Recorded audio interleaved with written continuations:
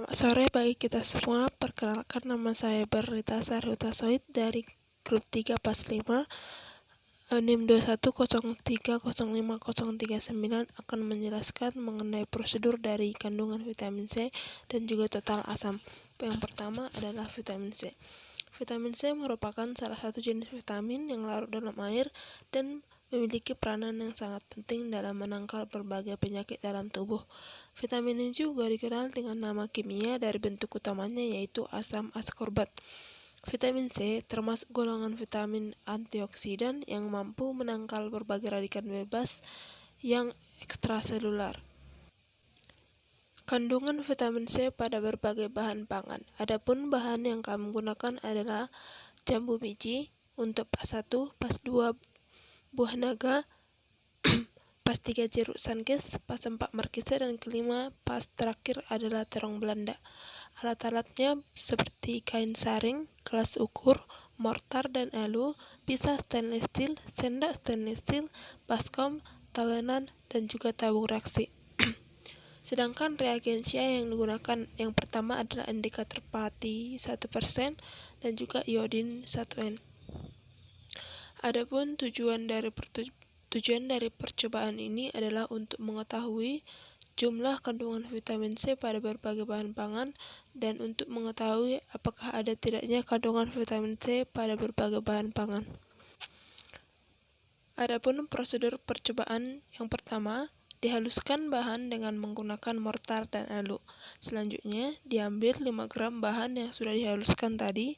Bahan yang sudah dihaluskan dimasukkan ke labu berukuran 100 ml dan diisi dengan aquades sampai tanda tera. Kemudian dikocok hingga homogen, kemudian disaring, dan hasil filtrat diambil sebanyak 20 ml, kemudian ditambah dengan indikator pati sebanyak 2-3 tetes. Selanjutnya, larutan akan dititrasi dengan iodin 0,1N sampai berubah warna menjadi merah lembayung. Kemudian dicatat mililiter iodin yang digunakan. Setelah itu, setelah berubah warna, dihitung dengan rumus untuk menghitung kandungan vitamin C dengan rumus mililiter iodin dikali 0,08 dikali faktor pengulangan faktor pengenceran dikali 100 per berat sampel yang digunakan. Demikian prosedur untuk penghitungan kandungan vitamin C pada berbagai pangan. Yang kedua adalah untuk menghitung kandungan total asam pada berbagai bahan pangan. Adapun bahan-bahan yang digunakan adalah sama seperti penghitungan kandungan vitamin C, yaitu jambu biji, buah naga, jeruk sankis, markisa, dan terong Belanda. Kemudian, untuk prosedurnya, yang pertama adalah dihaluskan bahan dengan mortar dan alu. Yang kedua, setelah dihaluskan, diambil 5 gram bahan, kemudian dimasukkan ke labu berukuran 100 ml dan diisi dengan aquades sampai tanda tera. Setelah itu, larutan dikocok hingga homogen, lalu disaring. Filtrat yang diambil sebanyak 20 ml, kemudian ditambahi dengan indikator pati sebanyak 2-3 tetes.